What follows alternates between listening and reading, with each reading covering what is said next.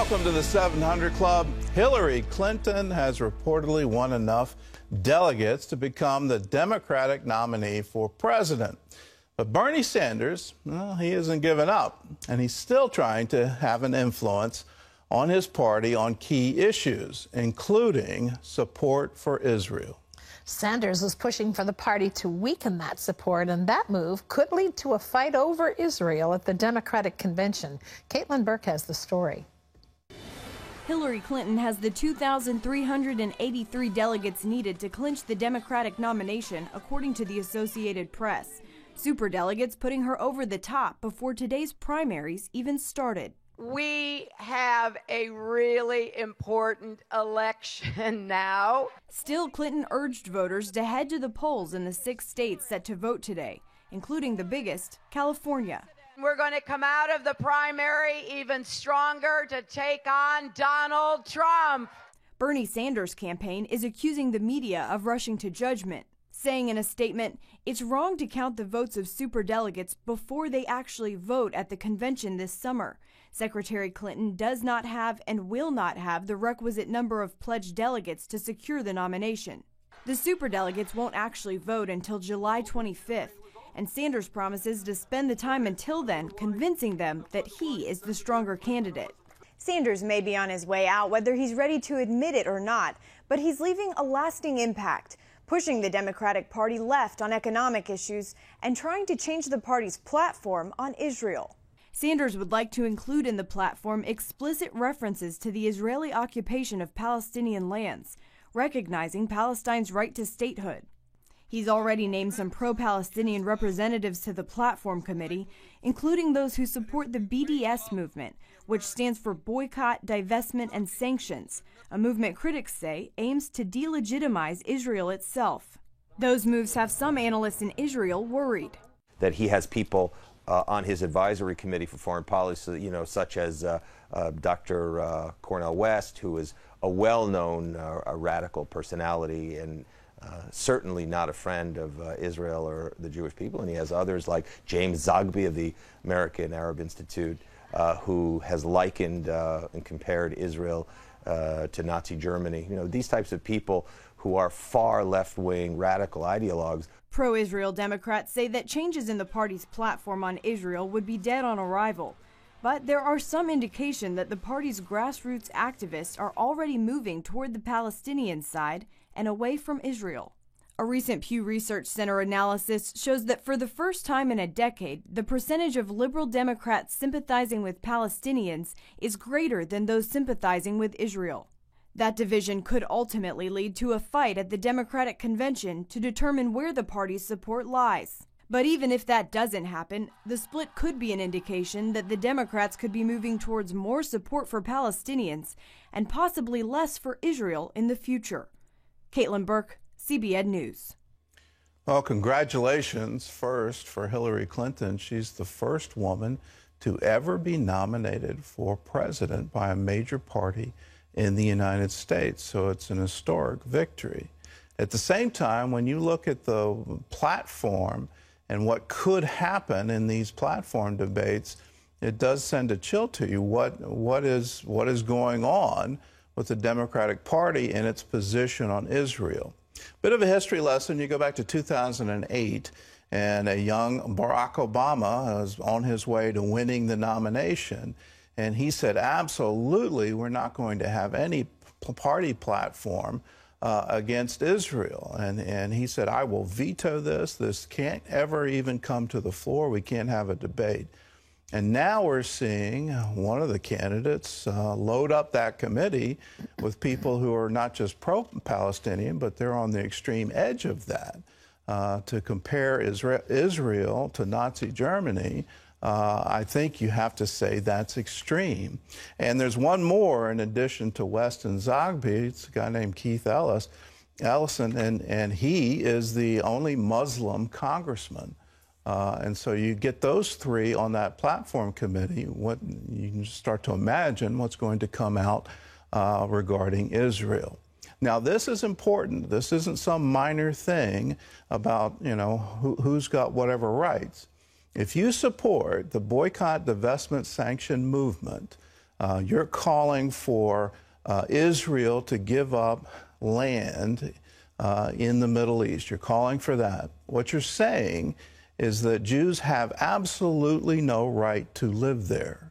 When you look at the history behind the Palestinian movement, they've had a chance for a state going all the way back to 1920. And every time they've been offered a state alongside of Israel, they have refused it, including famously after the 1967 war, where they came up with the 3 no's. No, we're not going to have peace. No, we're not going to recognize you. No, we're not going to give up our effort to drive you into the sea. Every time they've gotten land from Israel, the Jews have all had to leave under threat of extermination. And you go back to 48, and when Jordan took the West Bank as part of that war, they ethnically cleansed the West Bank. They destroyed all the synagogues. All the Jews had to flee for their life, and if any stayed, they were massacred. And if that's what you want, realize when you're supporting that movement, what you're supporting. You're saying the Jews have no right to live in the land of their fathers. Well, in other news, some Christians are using an unusual method to bring attention to the fight against slavery. John Jessup has that story from our CBN News Bureau in Washington. John? That's right, Gordon. A group of modern-day Christian abolitionists are using a famous garden show to raise awareness on the issue of slavery in the world today. Dale Hurd reports from London. A modern slavery exhibit at the world-famous Chelsea Flower Show in London might seem like a stretch, but it was an idea sent from God in a dream, according to Mirabel Galvin, who is a modern-day Christian abolitionist. He literally spoke to me about slavery in a dream. So then I've been saying, what can I do? How can I best serve in this area? And I also had another dream. I believe in a God who speaks through dreams, and he gave me a dream about doing a garden which spoke about modern slavery. We caught up with Mirabel's designer, Juliet Sargent, as she was working hard to put the finishing touches on the display. I wanted to emphasize the fact that modern slavery is a crime that's hidden. Whereas old slavery was acceptable for one person to own another person. These days it is illegal, so it's a hidden crime behind closed doors. And I thought the easiest way to do that was simply to have some doors in the garden. So there are front doors, typical English front doors, standing upright in the garden. And they are brightly coloured with lovely planting around the front of them. But then behind those doors, in the centre of the garden, it represents the captive space of modern slaves. So it's dark and there's no plant life. The modern slavery garden is meant to raise awareness that there are 27 million slaves in the world today. The challenge in fighting the modern slavery movement is that it is largely unseen, out of sight and out of mind. So whether people are working in brothels or nail bars, cannabis farms, agricultural, domestic, all these forms of slavery are largely hidden. Mirabel is urging Christians to find out if there is slavery in the supply chain of products they purchase by taking a photo of the product and asking the manufacturer through social media with a hashtag #AskTheQuestion. And obviously one person asking the question isn't a big deal. It's not much pressure on a company. But if 10,000 people are, or a whole army of people are asking the question of a company, is there slavery in your supply chain? Obviously, they're going to have to pay attention. We're happy to report that Mirabel and Juliet's modern slavery garden was awarded a gold medal. Dale Hurd, CBN News, London. Thanks, Dale. Authorities here at home have decided not to file charges against the mother of the boy who fell into a gorilla enclosure at the Cincinnati Zoo.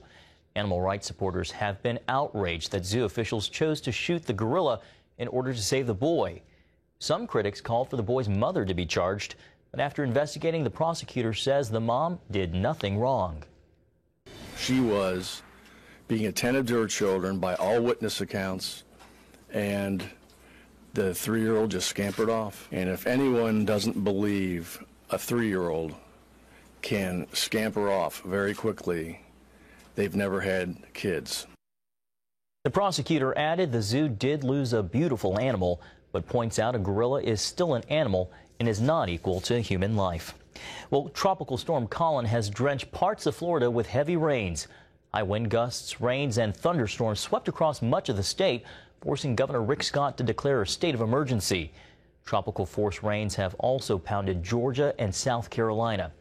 And Operation Blessing is helping people recover from the recent devastating floods in Texas. Historic flooding there has been deadly and has forced many from their homes. Operation Blessing is now on the scene to help people with basic necessities. A truckload of food and hygiene items arrived today to help these residents with some of the essential items that they lost. And our convoy of equipment will be arriving tomorrow as we prepare to coordinate volunteers to help gut homes and help get things cleaned up. Many people still have homes underwater, and Operation Blessing is working with local churches and volunteers to help people recover from the floods.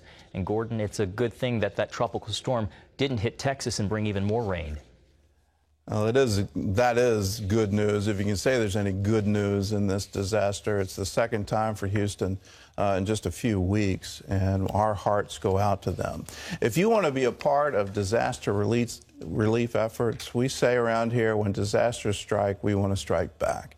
And we want to strike back with love and compassion for those who are hurting. Right now, we're distributing food, water, hygiene kits to those who are suffering in Houston. If you want to be a part of that effort as well as our effort around the world, all you have to do is give to the Disaster Relief Fund for Operation Blessing. There's the address on the screen. You can call us, 1-800-759-0700, and you can speed your gift to those who are in need. Do it now, 1-800-759-0700.